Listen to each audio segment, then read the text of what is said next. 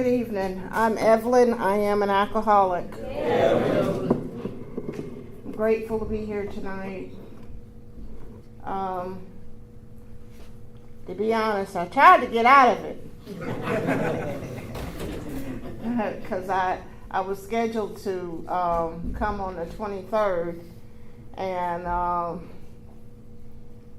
have to take my daughter to Georgia on the 23rd.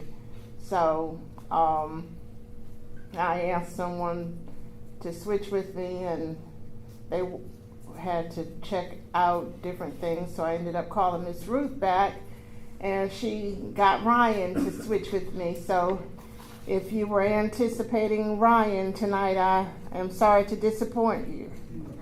I think I lost one person. I saw him driving off the parking lot.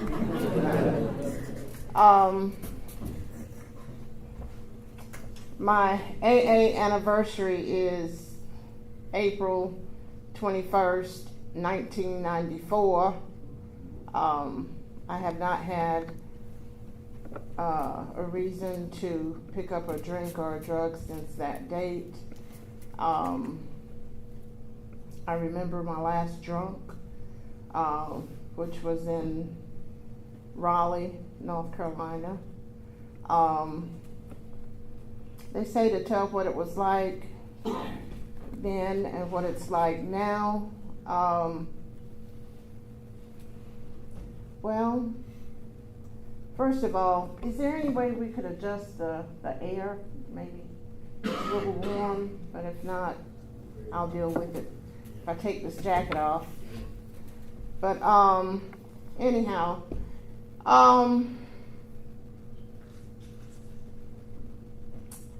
I was born in 1961. I was one amongst 9 children. We were very poor. Let's see, about 5 of us would sleep in the same bed, and we had one bedroom for the kids, 1 bedroom for my mother, and a kitchen and an outside toilet. So I remember when I was about 4 years old, going out in the garden and just reaching down and grabbing a tomato and just, I don't know, probably didn't wipe it off, probably just ate it, you know. And remember eating so many tomatoes I would break out. My legs would break out and infantile. And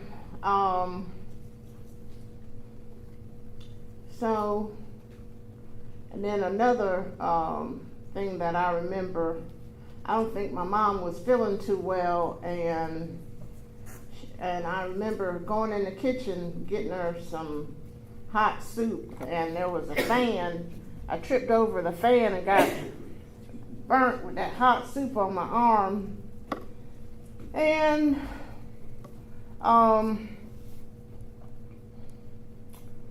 when I was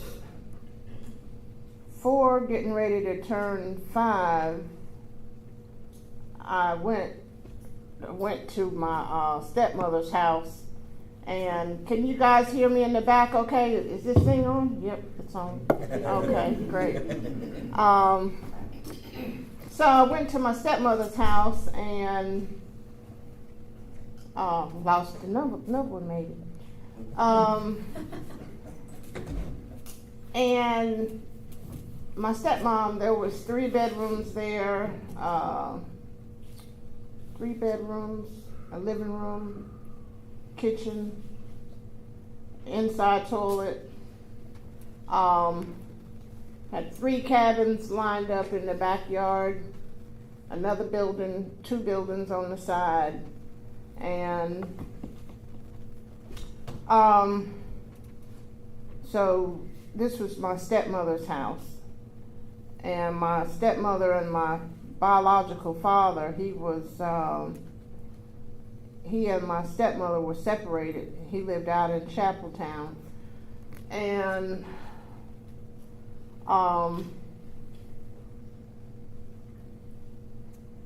my stepmother, she taught me how to read, how to write, how to cook, how to sew, and she was a very good lady.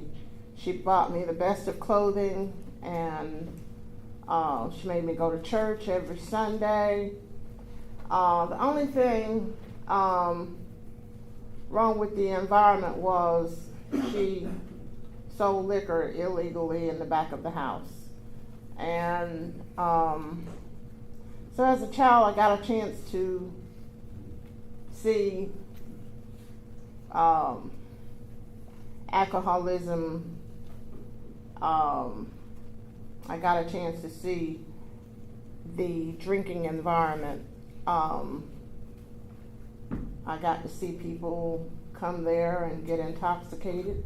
I got to see some people come there and just drink sociably. I remember just tasting a little bit of beer and saying, ugh, that's the worst tasting stuff. I don't know what they drinking that for, you know. And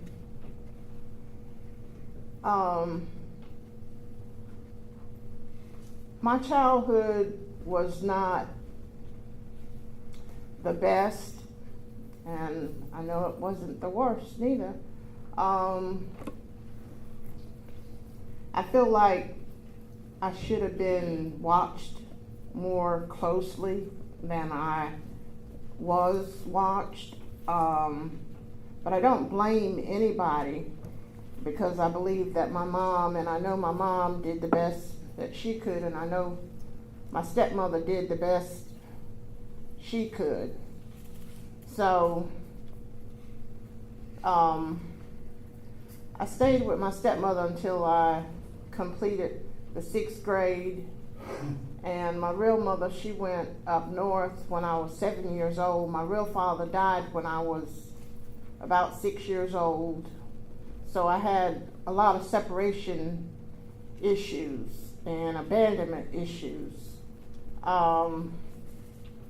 And early on, I began to feel as though the persons or the people closest to me, God would take away from me. So I had an identity crisis. Some people knew me as one last name, some people knew me as another last name, and I didn't know quite where I fit in.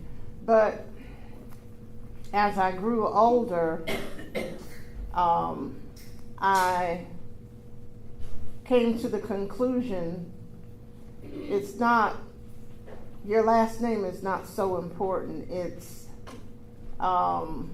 who you are, who you become as a person. And for me,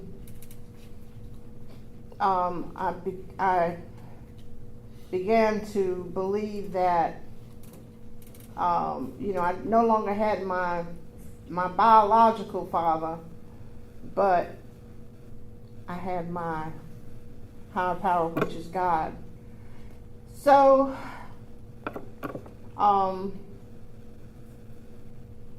I had some devastating issues to happen during my childhood, and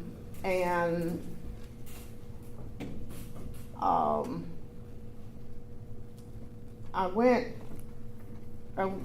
up north when I was 11 years old, and I went to live with my real mother, and by then,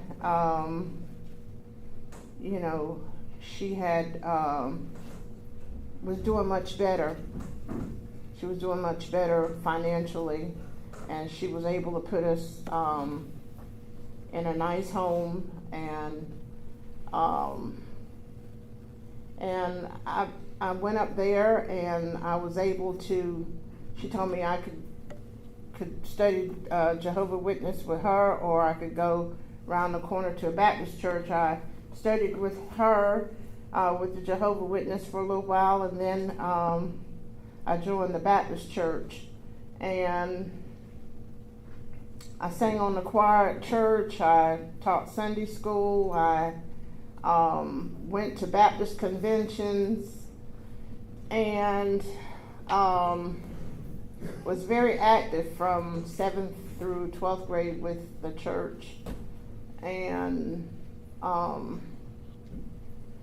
there was, in 10th grade, there was this boy that threatened to rape me, and because at first he asked me to go out, and I told him I don't date, because there were some, traumatic things that happened to me as a child, and I just chose not to date. And my locker at this big high school was in the basement, so he said, well, I know where your locker is, and you're down in the basement, and yada yada. So 11th grade, I decided to go to a private Christian school, which was Burke's Christian School in Birdsboro, Pennsylvania. And I paid my own tuition, bought my books, bought my uniforms, and I went there 11th and half of 12th grade. And I thought I wanted to go into missionary work, but I called my stepmother and I talked to her about it, and I told her I wanted to be a foreign missionary. And she said that she didn't think it was a good idea. She was like, well, the missionaries are getting killed overseas, and I think you should just stay here. So I didn't go. I didn't go to the college that I wanted to go to, which was Washington Bible College in Lanham, Maryland.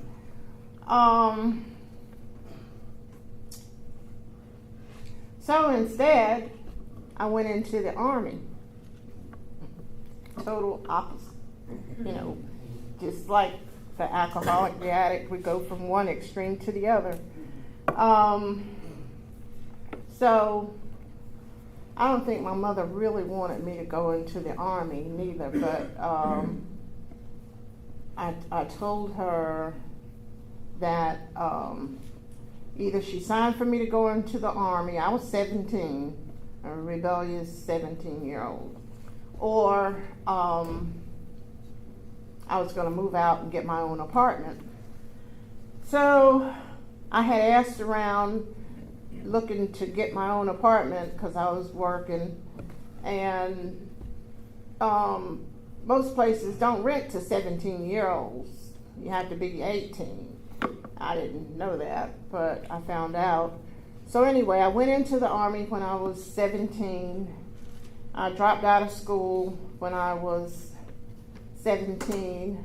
I was going to the private school, and I caught ear that the pastor's kids were smoking pot, and I said, I was very judgmental then. I was like, they're smoking pot, and here I'm paying my tuition to go here, and their parents are paying their tuition. I might as well be back at the public school. So my graduating class would have been at the private school. The school had just started, so my graduating class would have been about 6 students in comparison to maybe 1,200, 1,400 at the public school.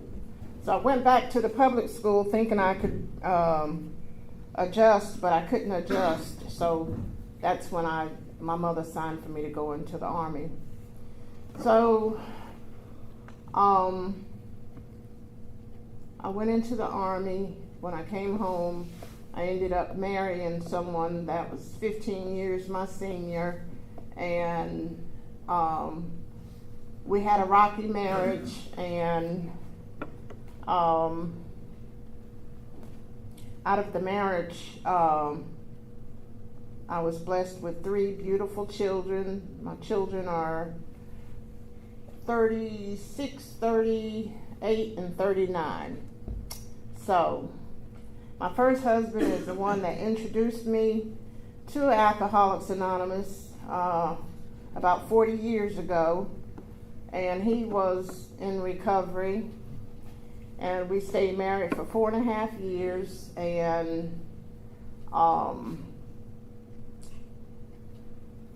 after the 4.5 years of marriage, like I said, it was rocky. It was a very rocky marriage, and when we separated for the last time, he told me he didn't want to have nothing to do with me. So I felt abandoned. I felt rejected. That was the first night I went out and got drunk. And when I came to, I was up on top of the mountains. Because where I was living at was in Reading, Pennsylvania, and the pagoda is at the top of the mountain, and that's where I came to at. And I continued to live like that for quite a while. And my mother, she would say to me, Evelyn, you need to see a psychiatrist. You're acting out of norm. You're not going to church. You're staying out all night. You're just, out there. So one particular night, I had been out drinking and partying, and took up with this guy, and we had come to my house, and my brother was there watching the kids, and the guy, when we got there, in the car, he pulled out a switchblade, and he said, if you don't do like I want you to do, I'll cut you. I was like, put that knife away, guy, just stop playing, So we went on in the house, and he says, I'm not ready to, call it a night. I said, well, I'm staying home, so he called a cab and went back in town. And the next day, I go over to my mother's. Like, my mom lives like 3 doors down from the bar. And she says to me, did you hear about what happened last night? I said, no, Mom. I said, what happened? She said, well, your friend cut a guy to death last night at the bar. I was like, what? I said, God, that could have been me, but only by the grace of God, it wasn't my time. So, my sister, I had a sister that was still living up north, and she told me, she said, Evelyn, he got out of prison and he'd been asking for you. I said, he ain't been asking for me. I said, oh no. So, I just kept living like that, and everybody, we all know the story, how you go out and one night you say, well, I've had enough of drinking tonight, I'm just gonna drink beer. And that's, I got to that point where I said, I'm just gonna drink beer tonight. And then I go out, and whatever set before me, that's what I would drink. And whatever it would take to get that alcohol, that's what I would do.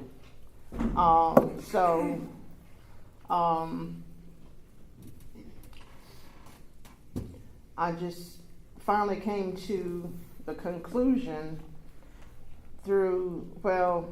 my mom had told me, and then I was going to take this class, Health and Human Services Administration at Pace Institute in Reading, PA, and we had a guy to come, a counselor from Caring Counseling. He came and he spoke, and he said, if you go out and you drink so many drinks per night, you just may be an alcoholic. And I said to myself, I am not an alcoholic. Not me. Maybe somebody else, but not me. So I kept drinking, kept drugging, and I tried the geographical cure. I moved myself and the kids from Pennsylvania to North Carolina, and one time we moved to Greensboro, and then we moved from Greensboro back to Pennsylvania. Then we moved from Pennsylvania back to North Carolina, and then I ended up moving in with my stepmother, and she was still doing what she was doing when I was a little girl. So I became the bartender, and I was drinking just as much as we were selling, you know. And I stayed there as long as I could. And my nephew, he said, "It's time for you to move out." I said, "Well, okay, it's time for me to move out. I better find me somewhere to go." So I did. I found some place to go, and at this point, I didn't have a college education. I had that 16-week course in Health and Human Services Administration, and I moved into a trailer, and the trailer didn't have central heat or central air, so I was using a kerosene heater. And one night I woke up, and everything was black and sooty, and something went wrong with the kerosene heater. So I said, I've got to humble myself and move into the projects. So that's what I did. I moved into the projects, and we eventually had central heat and central air, and then I got a lump sum from back child support and moved the kids into a brand new trailer. And by then I had went to RCC and took up nursing. I got an associate's degree in nursing, and I wish I could stand here and say, that I didn't drink and drug during my training, but that's not my story. I drank and I drugged, and there were mornings on the weekends where I would black out and end up coming home when the kids would be on their way. My boyfriend would be there, and he would, had the kids dressed and ready to go to school. And I remember being up at, it was PTC then. I was up there, and we were going through psychiatric nursing, and we were talking about blackouts. And I said, "Oh, yeah, I know exactly what that is." I said, "I was at this guy's house, and when I came to, there was a black and white TV, and I said, I knew that at my house there was no black and white TV." And everybody was like, "Nah, you just teasing. You don't know no black house. Why are you making that up?" I said, "Okay, all right." So, but so I just kept living like that until I got sick and tired of being sick and tired. And then by the grace of God, I did complete nursing school, and but I was so arrogant about it till I knew that I was going to pass the RN boards the first try. And I said, "How can you get through nursing school and not pass the RN boards?" But there are a few of us that never passed. So I was one that, never passed. But I passed the LPN boards on the first try, and worked as an LPN for 25 years. And those 25 years I was sober and drug-free. And that's as a reward of working the steps, having a sponsor, having a home group, coming to these meetings, knowing that meeting makers make it, and utilizing the slogans not to halt. Do not get too hungry, too angry, too lonely, too tired. I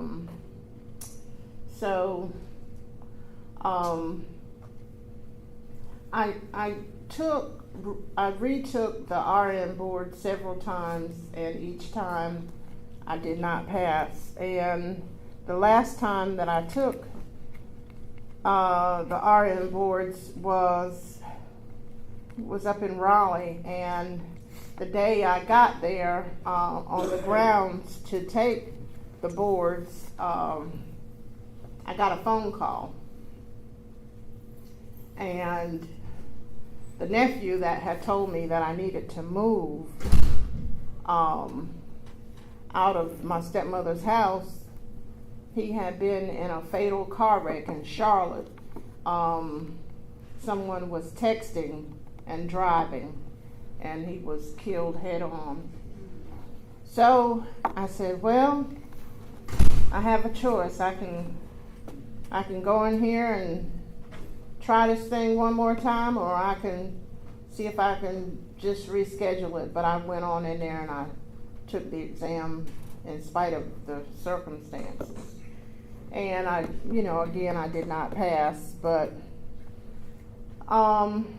so that has been humiliating. But I said, always said each job that I had, I was eating when I went there, and when I left there, I would still be able to eat. And my higher power, which is God, has not let me down. So today I have a sponsor, and I still have a home group, and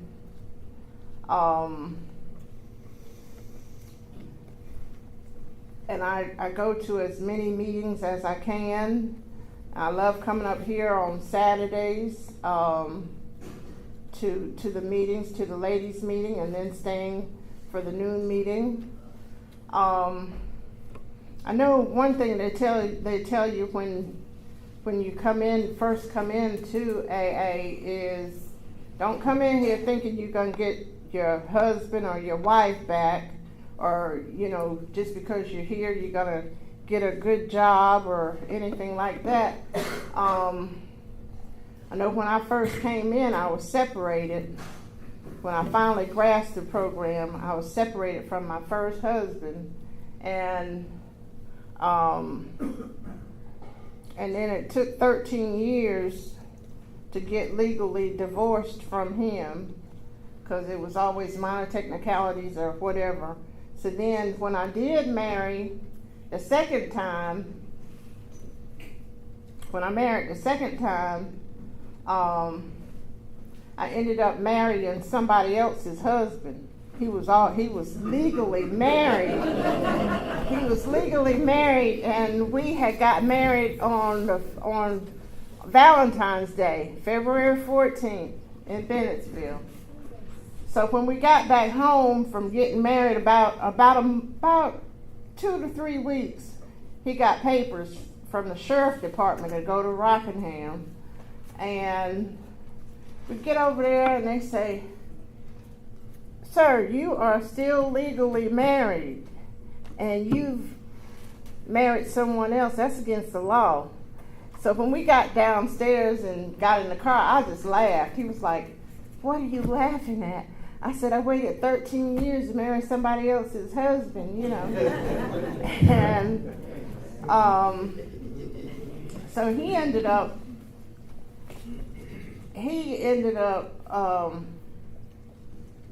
when that happened, they took him to jail, not so much for that, but an old DWI. And he ended up going to prison for a little while. And while he was in prison, he wrote me and he said, "Honey, I'm so sorry." He said he must have been in a blackout or something. He got served papers and he thought that the divorce was final. So while he was still locked up, we did get new papers from the same attorney stating that the ex-wife was going to go ahead and go through with everything. So he did get legally divorced, and I did remarry him. I did. And guess how long that marriage lasted? If it lasted a year, I'm giving him the benefit of the doubt, because he wouldn't do right. He would stay out all night long for the weekend and everything. But you know, I was so vulnerable and so needy. I asked him, I said, you know, I'm in recovery. I said, do you think you can not drink and go to meetings with me and do right? Oh yeah, I could do right. So the marriage didn't last. So then I divorced him and I got married to husband number 3.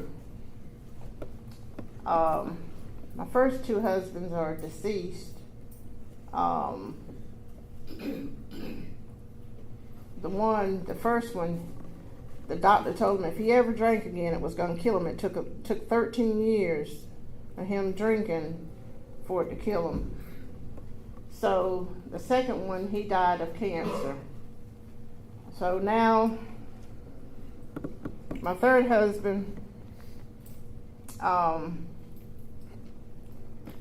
still love him, but we've been separated 5 months, and I think that's why it was a little hard for me to come tonight, because usually he's here with me, and but you know, he suffered with a brain tumor, but thank God it was not cancerous. And I saw him through the surgery, and then it was time for me to leave. Fight or flight, and I'm a runner, unfortunately, but this marriage had lasted for 18 years. We had been together 20, and I have to look at my part in things today. I can't blame other people, and I'm still searching and still asking my higher power what God's will is for me. This past year has been a rough year. Last couple of years really been rough. I'm no longer working. My health is not as good as it used to be. So what I have to look forward to now is I'm twice, almost 3 times the woman I used to be. So now I'm looking forward to bariatric surgery. So maybe next year this time I'll be half the woman I am now. So anyhow, I got a shot in each knee Friday because I was diagnosed with osteoarthritis about 30 some years ago, and I'm bothered with sciatica and a few other ailments, but I'm grateful that my health is as good as it is today, because I used to be a self-abuser. I abused this body a lot, and I'm grateful that it is as well as it is today. I owe my life to Alcoholics Anonymous. I owe my life to each one of you. I thank each one of you for coming out tonight, and I hope and pray that that this coming year be a much better year than this past year. But you know what we have to do? We have to just take one day at a time. And for this alcoholic, sometimes I have to take 1 minute at a time, 1 second at a time. Thank you for letting me share.